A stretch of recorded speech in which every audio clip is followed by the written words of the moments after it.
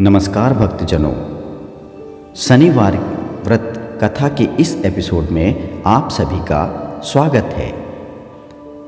इस एपिसोड के माध्यम से आज हम जानेंगे शनिदेव की व्रत कथा, पूजा विधि और इनके व्रत का महत्व के बारे में। तो आइए शुरू करते हैं शनिदेव की व्रत कथा से। एक बार की बात है जब ब्रह्मांड के सभी नवग्रहों के बीच आपस में विवाद हो गया था।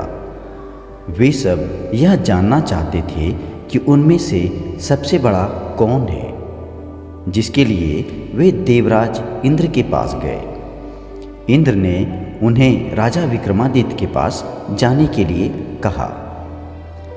यह सभी नवग्रह राजा विक्रमादित्य के पास अपनी समस्या को लेकर पहुंच गए। राजा विक्रमादित्य जानते थे कि अगर वह इन नवग्रहों में से किसी एक को भी छोटा बताएंगे तो वह कुपित हो जाएंगे, लेकिन वह अन्याय नहीं करना चाहते थे।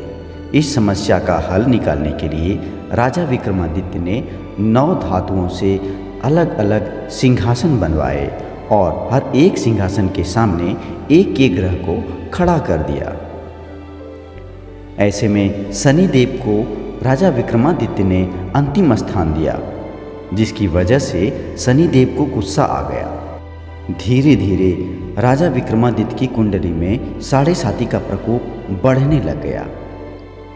एक दिन शनिदेव सौदागर बनकर राजा के पास आए। वे अपने साथ कई घोड़े लाए थे।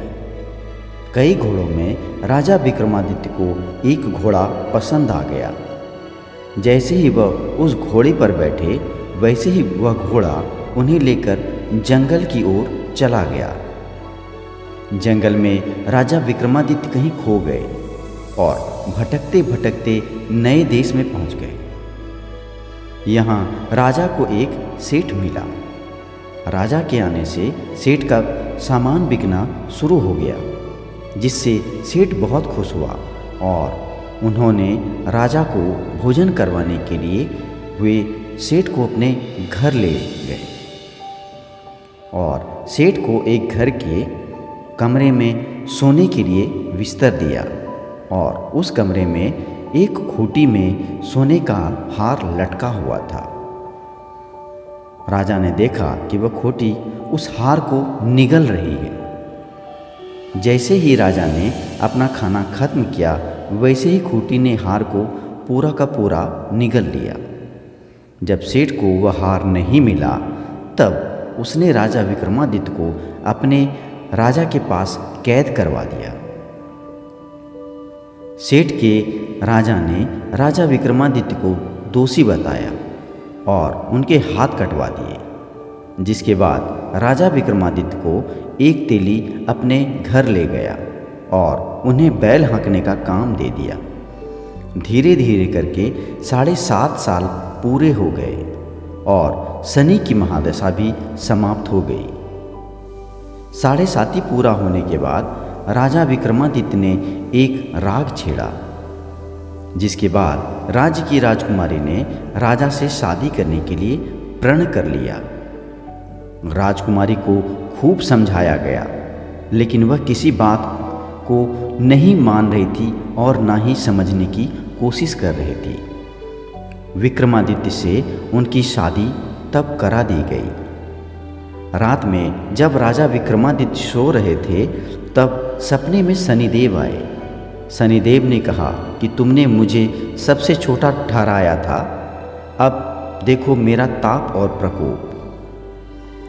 राजा विक्रमादित्य ने शनिदेव से माफ़ी मांगी, जिसके बाद शनिदेव ने उन्हें माफ़ भी कर दिया। सुबह तक सबको राजा और शनिदेव की बात की पता चली, जिसकी वजह से व्यापारी उनसे माफ़ी मांगने लगा। व्यापारी ने राजा को वापस अपने घर आने का निमंत्रण दिया। जैसे ही राजा ने खाना शुरू किया, वैसे ही खूंटी उस हार को उगल दी, जिसकी वजह से सबको यह पता चल गया कि राजा विक्रमादित्य चोरी नहीं की थी। व्यापारी ने अपनी बेटे की शादी राजा विक्रमादित्य से करवाई, जिसके बाद राजा विक्रमादित्य अपने दोनों रानियों के साथ उज्जैन वापस आ गए। तो भक्तों, आइए अब हम शनिदेव के व्रत कथा की महत्व को जानें। मान्यताओं के अनुसार जो भक्त शनिवार का व्रत रखते हैं उन्हें शनि ग्रह का दोष से मुक्ति मिलता है। शनिवार का व्रत रखने से जीवन में आने वाले प्रकोप से बचा जा सकता है। ऐसा कहा जाता है कि साढ़े साती और ढैया से मुक्ति पाने के लिए शनिवार का व्रत करना चाहिए। शनिवार का व्रत रखने से नौकरी और व्यापार में भी सफलता मिलती है और जीवन में हमेशा सुख समृद्धि और मान सम्मान बना रहता है। इसके साथ साथ आइए अब हम जानें कि शनिवार के व्रत की पूजा विधि क्या है। शनिवार का व्रत रखने वाले लोगों को सुबह जल्दी उठकर नित्य कर्म और स्नान के बाद व्रत का संकल्प लेना चाहिए। संकल्प लेने के बाद घर में शनिदेव की प्रतिमा को स्थापित करनी चाहिए। अगर यह प्रतिमा लोहे की हो तो यह सबसे उत्तम मानी जाती है। प्रतिमा स्थापित करने के बाद भगवान शनि को पंचामृत से स्नान करवाते हैं और चावलों से बनाए गए 24 दल के कमल पर इनकी मूर्ति को हम स्थापित करते हैं। इसके बाद शनि देव को काला वस्त्र, फूल, काला तिल, धूप आदि अर्पित करके इनके सामने फिर तेल का दीपक जलाकर उनकी पूजा करते हैं और अंत में शनि देव की व्रत कथा का पाठ और आरती करते हैं। तो इस प्रकार से शनिवार का व्रत किया जाता है।